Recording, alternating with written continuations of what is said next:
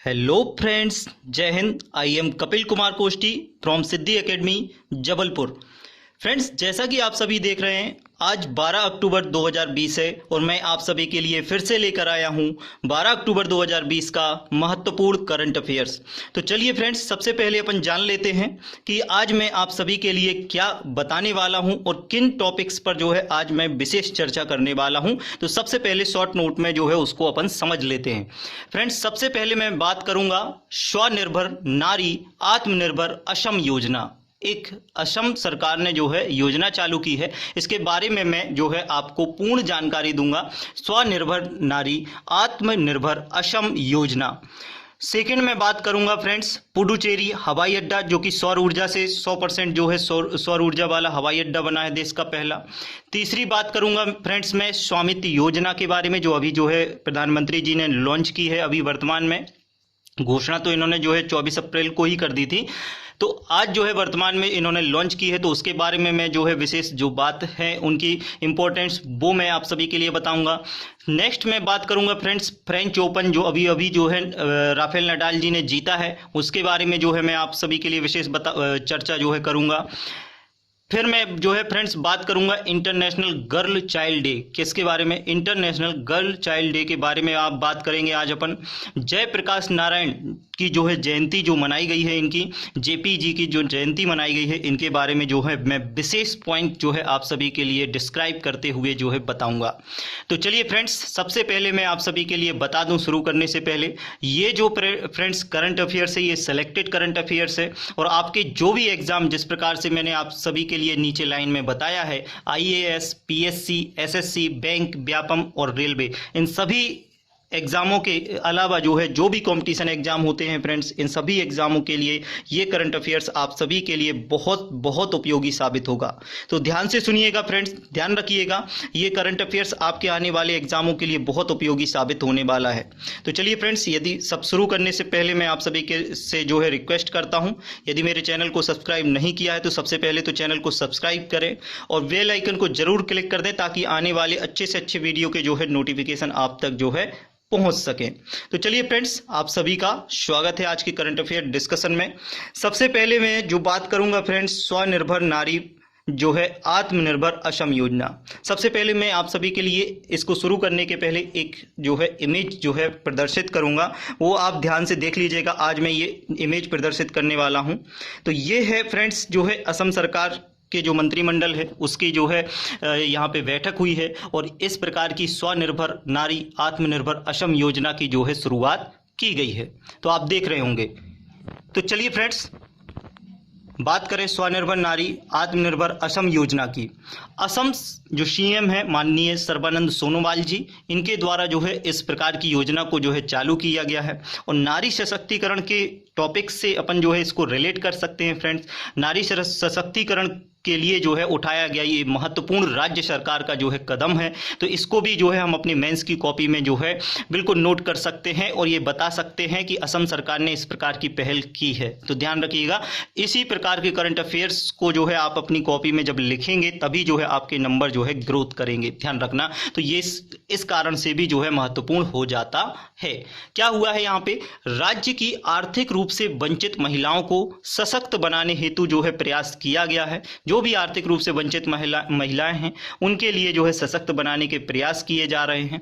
क्या होगा इसमें? योजना का लक्ष्य वही है 3.72 लाख जो है 3.72 लाख से अधिक स्थायी व्यक्तिगत और 822 सामुदायिक परिसंपत्ति बनाना है। मतलब जो है परिसंपत्तियों का विशेष जो है इसमें योगदान जो है कराना है, और परिसंपत्ति के रूप में जो है निर्मित करना है, और महिलाओं को जो है इनको प्रदान किया जाना है। तो ये जो है सबसे बड़ी पहल है, वो भी असम सरकार की, और यहाँ के मुख्यमंत्री कौन है? माननीय सर्बानंद सोनोवाल जी द्वारा स्वनिर्भर नारी आत्मनिर्भर असम योजना चालू की गई है। ये आज का पहला महत्वपूर्ण करंट अफेयर्स था, तो ये आप जरूर याद रखेंगे, ध्यान रखिएगा। आज के नेक्स्ट करंट अफेयर्स पे जो है चलते हैं फ्रेंड्स। सबसे पहले मैं आप सभी के लिए एक इमेज बताऊंगा, फिर उसके बारे में जो है अपन डिस्कस करेंगे।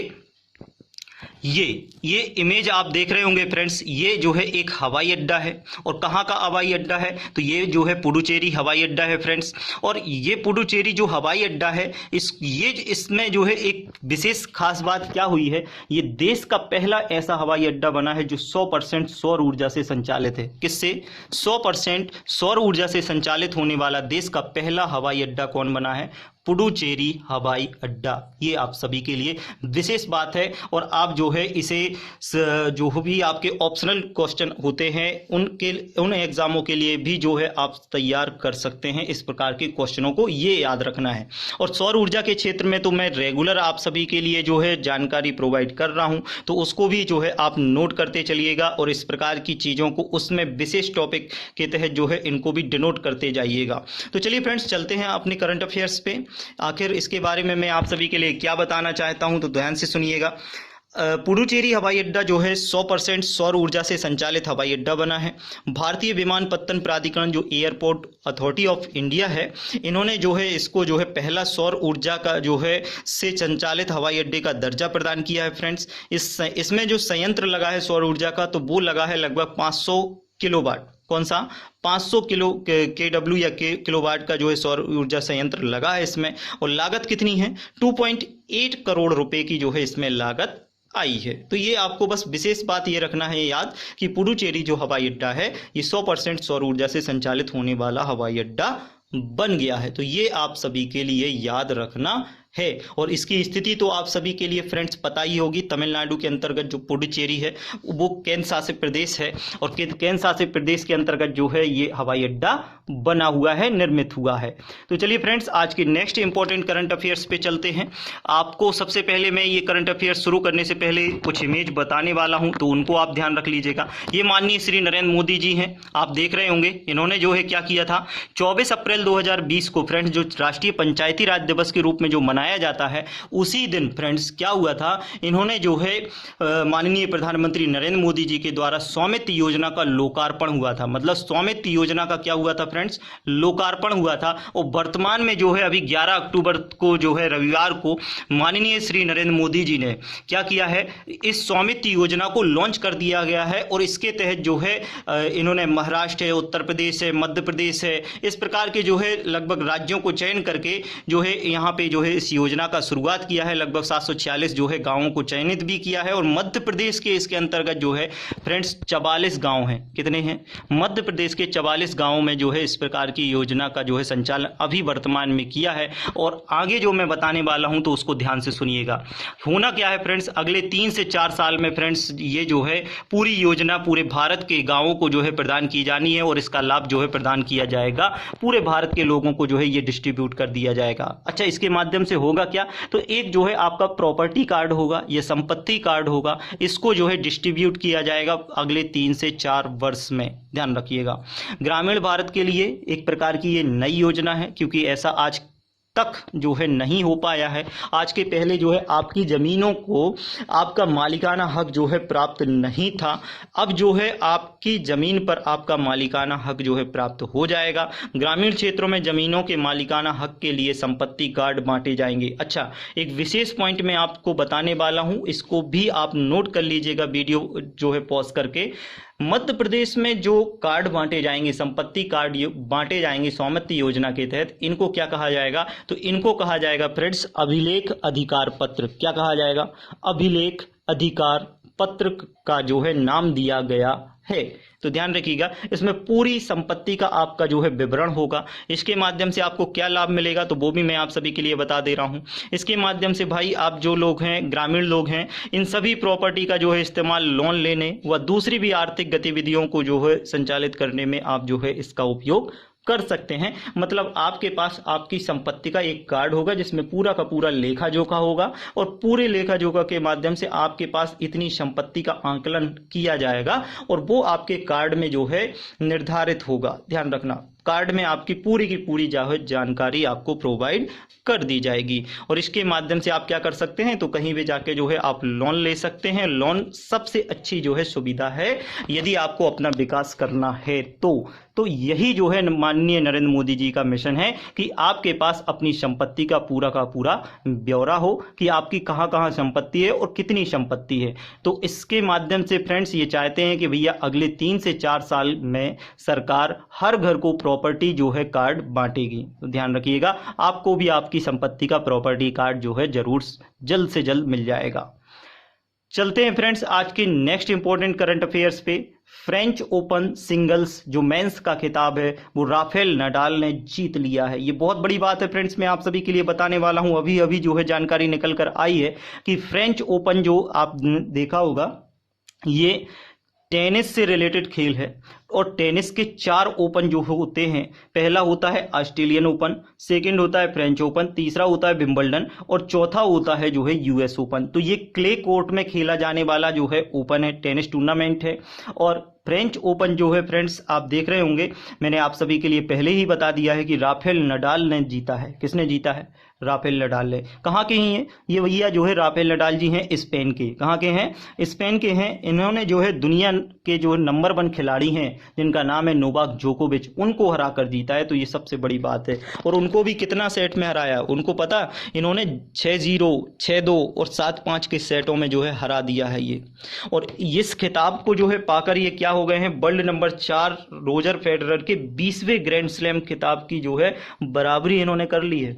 मतलब चौथे नंबर के जो खिलाड़ी हैं वर्ल्ड में जिनका नाम है रोजर फेडरर, उनके जो है 20वें जो उनके ग्रैंड स्लैम है, 20 ग्रैंड स्लैम है, उनकी बराबरी जो है इन्होंने कर ली है। किसने? राफेल नडाल ने। ये भी आपको याद रखना है। नडाल का ये जो है फ्रेंड्स 13वां फ्रेंच ओपन था। कौन सा नंबर का था?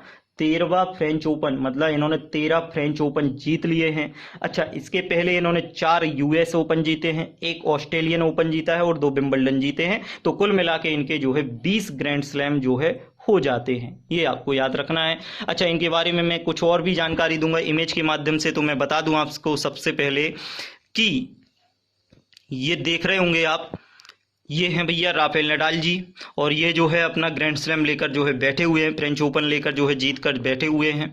और इन्होंने जो है क्या किया है फ्रेंड्स, देख रहे होंगे आप कि रोजर फेडरर कहाँ के हैं भैया खिलाड़ी? देश है इनका स्विट्जरलैंड। कहाँ के हैं? स्विट्जरलैंड। ग्रैंड स्लैम इन्होंने कितने जीते हैं? टोटल जीते हैं फ्रेंड्स इन्होंने 20, 5 US open, 8 Wimbledon, 6 Australian open और 1 फ्रेंच ओपन जो है इन्होंने जीता है।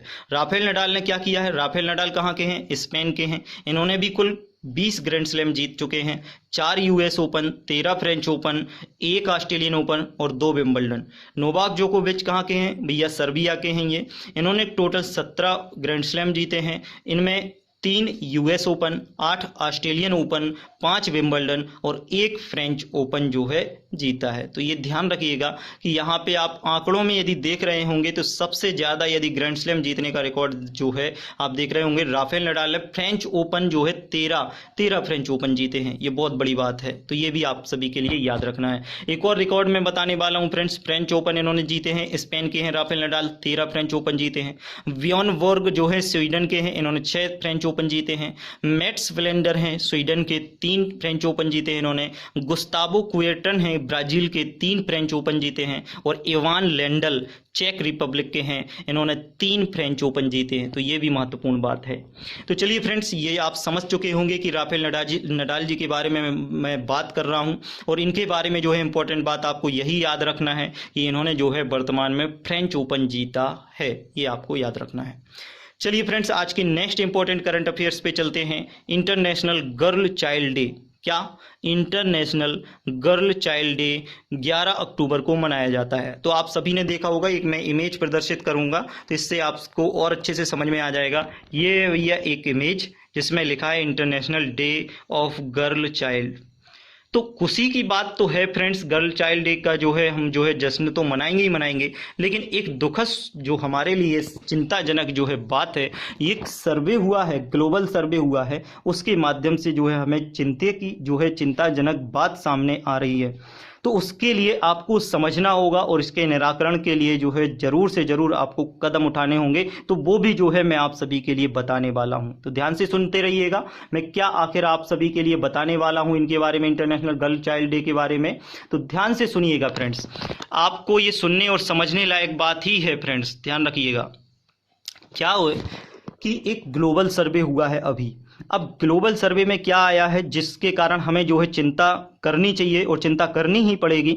इसमें ये निकल के आया है फ्रेंड्स, भारत जापान समेत 22 देशों में 58% लड़कियां जो हैं ऑनलाइन उत्पीड़न का शिकार हो रही हैं। कितनी?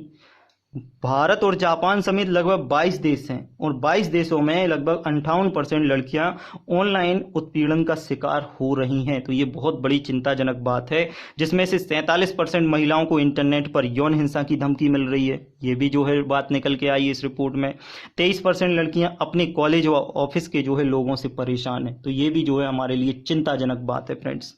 तो इनके निराकरण के लिए क्या करें, तो इन्होंने नेशनल क्राइम जो ब्यूरो है और इन्होंने नेशनल साइबर क्राइम, इन्होंने जो है भैया आपके लिए सलाह भी दी है कि इनसे आप किस प्रकार से बच सकते हैं। तो 5 सलाह आप सभी के लिए जो है इन्होंने प्रदान की हैं। तो इन 5 सलाहों को जो है आप मानिए और आप अपनी मेंस की कॉपी में भी जब भी आता है इससे संबंधित क्वेश्चन, तो इन सलाह को आप जरूर लिखिए कि किस प्रकार से आप इस प्रकार की समस्याओं को सॉल्व कर सकते हैं। तो पहला जो है इन्होंने सलाह दी है कि भैया प्राइवेसी एवं सेफ्टी सेटिंग्स को जो है आप अपने को अपडेट रखें।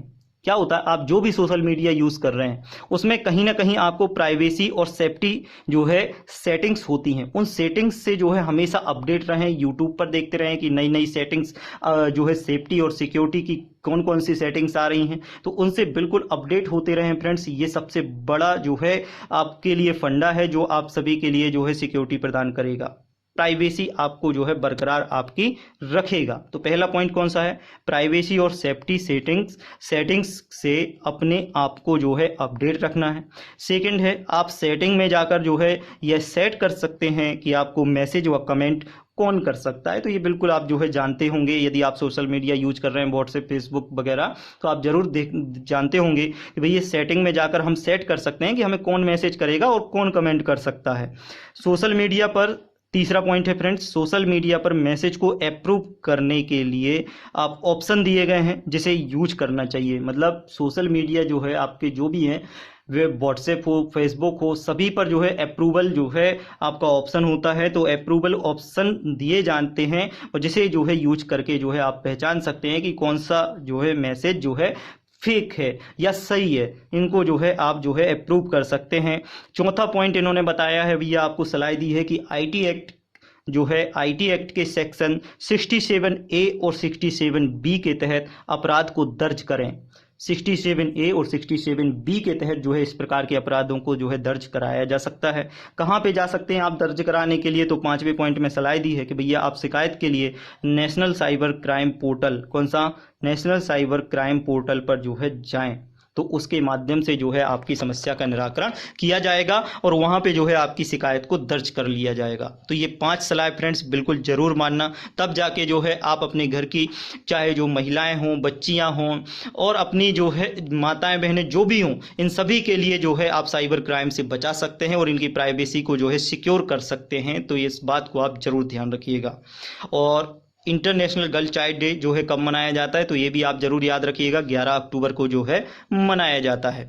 तो चलिए फ्रेंड्स, आज के नेक्स्ट इंपॉर्टेंट करंट अफेयर्स को जो मैं बताने वाला हूं आप सभी के लिए, मैंने लिखा तो नहीं है परंतु एक इमेज बताऊंगा, उसके माध्यम से आप समझ जाएंगे। भैया ये हैं जो है आपके जयप्रकाश नारायण जी, डॉक्टर जयप्रकाश नारायण जी। इनको जेपी के शॉर्ट के नाम से भी जाना जाता है, शॉर्ट नेम में जो है इनको क्या कहते हैं, हम जेपी कहते हैं। आपने हमेशा इनके लिए जो है फ्रेंड्स संपूर्ण क्रांति आंदोलन के नाम से जो है जरूर आपने जो है इनको प्रसिद्ध पाया होगा और इनका नाम जो है जब भी संपूर्ण क्रांति का आंदोलन या इमरजेंसी जैसी जब बात आती है तो आपने जरूर जेपी का नाम जो है सुना ही होगा।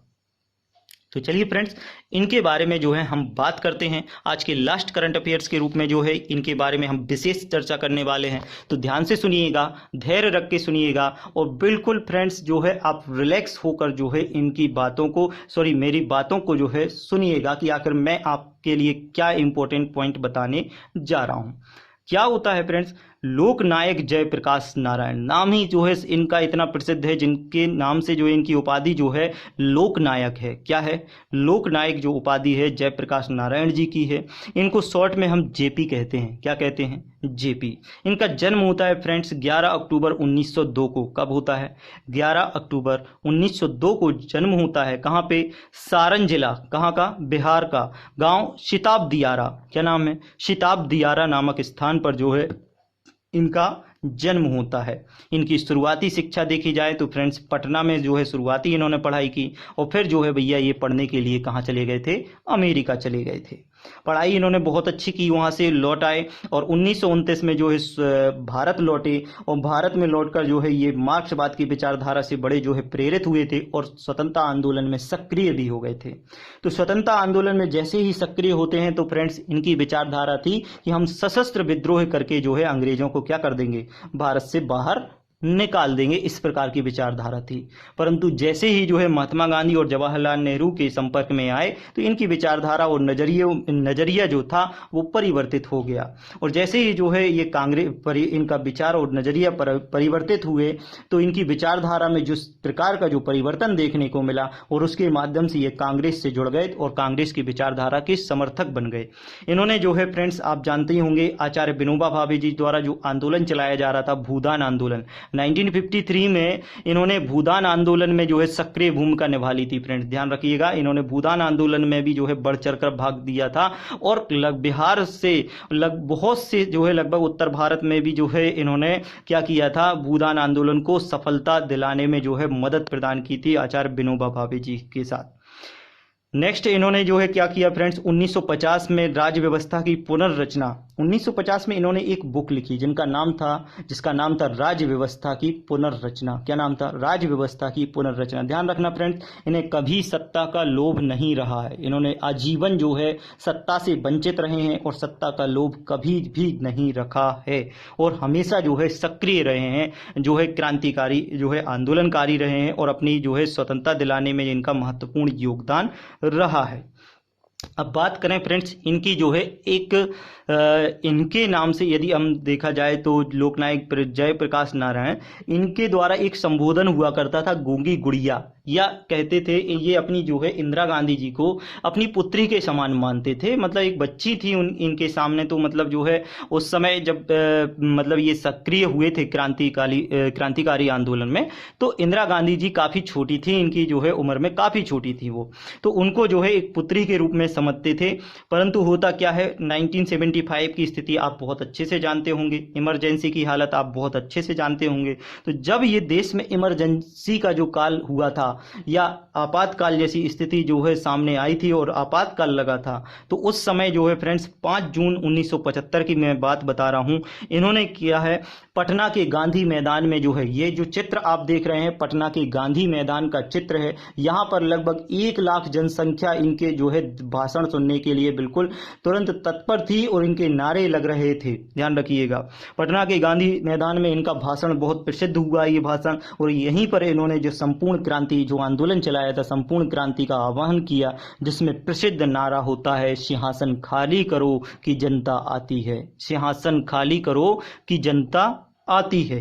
तो ये आंदोलन बड़ा फेमस हुआ था। अच्छा, ये लाइनें किसकी हैं? तो फ्रेंड्स रामधारी सिंह दिनकर जो प्रसिद्ध कवि हैं, प्रसिद्ध जो है आपके लेखक हैं, प्रसिद्ध जो है आपके साहित्यकार हैं, जिनका नाम है रामधारी सिंह दिनकर, इनके द्वारा रचित ये कविता है सिंहासन खाली करो कि जनता आती है। और किसने जो है इनको जो है लागू किया? तो संपूर्ण क्रांति में जो है इन्होंने इन वाक्यों के माध्यम से संपूर्ण क्रांति का जो है आह्वान किया था। ध्यान रखिएगा, 1977 में इन्हीं के प्रयासों से फ्रेंड्स पहली गैर कांग्रेसी जो है सरकार आई थी, और 1999 में इनको और इनके योगदान के लिए जो है फ्रेंड्स भारत रत्न से, अर्थात भारत के सबसे सर्वोच्च सम्मान से जो है इन्हें नवाजा गया था। तो ये जो है मैं इम्पोर्टेंट महत्वपूर्ण बात आपको इनके बारे में या डॉक्टर जयप्रकाश या लोकनायक जयप्रकाश नारायण के बारे में बताने वाला था।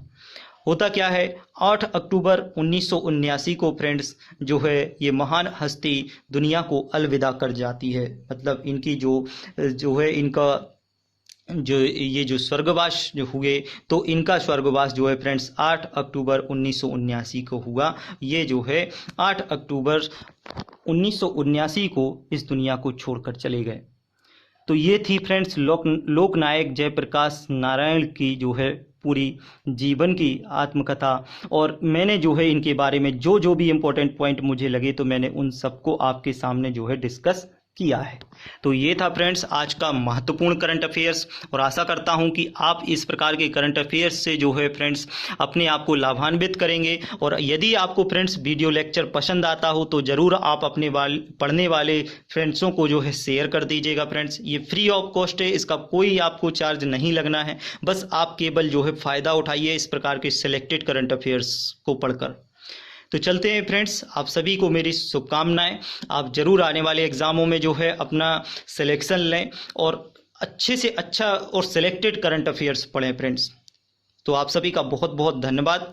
यदि फ्रेंड्स आपने वीडियो चैनल को सब्सक्राइब नहीं किया है तो सबसे पहले चैनल को सब्सक्राइब कर लें, बेल आइकन को जरूर क्लिक करें ताकि जो है आने वाले वीडियो की नोटिफिकेशन आप तक जो है पहुंच सकें। तो चलिए फ्रेंड्स, आप सभी का बहुत बहुत धन्यवाद। जय हिंद।